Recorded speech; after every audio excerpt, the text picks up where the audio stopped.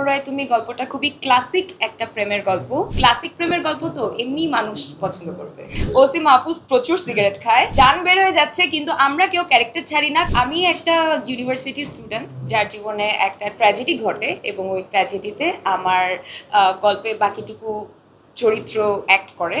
তো এটা আমাকে আমার ডিরেক্টর শুরুতেই বলছে স্পয়লার না দিয়ে ক্যারেক্টার বলবা, স্পয়লার না দিয়ে এর বেশি কিছু বলা যাবে না। আর কি বলবো বলে, এটা আমার কাছে মনে হয় পুনরায় তুমি গল্পটা খুবই ক্লাসিক একটা প্রেমের গল্প।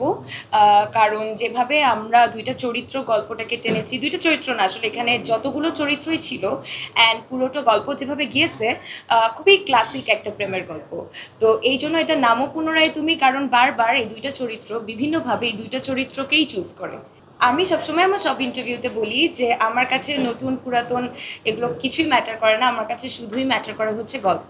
তো এমন হয়েছে না যে আমি নতুন আর্টিস্টের সাথে কাজ করেছি, সে তো নতুন, কিন্তু এই যে গল্প সুন্দর, চরিত্র সুন্দর, সেটার ক্ষেত্রে আসলে আমি আর কোনো কিছু জাজ করি না। শুটিংয়ের অভিজ্ঞতা যদি বলি, অনেক ভীষণ গরমে, মানে আপনারা তো দেখছেনই এখন গরম কেমন।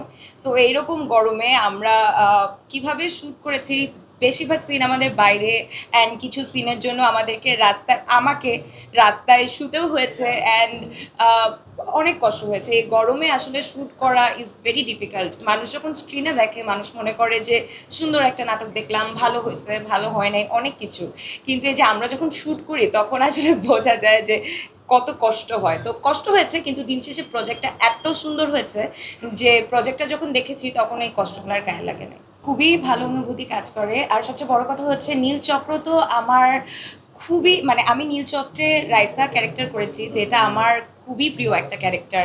মানে রাইসা মানে আমি জানি না, আমার জীবনে বেশ কিছু কাজের মধ্যে রাইসা চরিত্রটা একটা।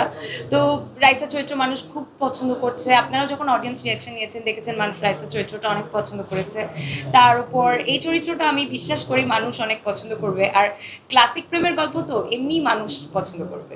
নতুন সেনোরা, গাইনোকোলজিক্যাল সোসাইটি দ্বারা স্বীকৃত নিরাপদ ও সুগন্ধিমুক্ত স্যানিটারি ন্যাপকিন সেনোরা। তো রাব্বি ভাইয়া হচ্ছে আমার সাথে কাজ করা মনে হয় আপনি আর আমি সবচেয়ে বেশি কাজ করেছি জুটি হিসাবে, অ্যান্ড মানুষজন আমাদের জুটি অনেক পছন্দ করে। তো কখনো কোনো গল্প আসলে আমি যখন শুনি যে আমার অপোজিট ক্যারেক্টারে রাব্বি ভাই আছে, আমার অনেক মানে আশ্বস্ত লাগে যে আচ্ছা ঠিক আছে, খুব নাইস হবে। কেন নাইস হবে?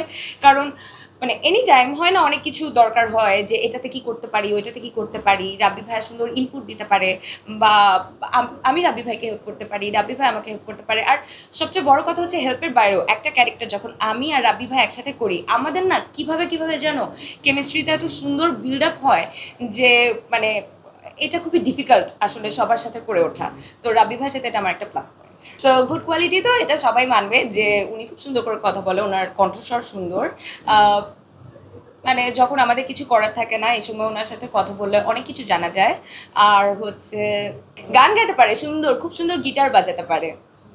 আর ব্যাড কোয়ালিটি বললে তুমি আর টের দেবে না। হ্যাঁ বলো প্লিজ।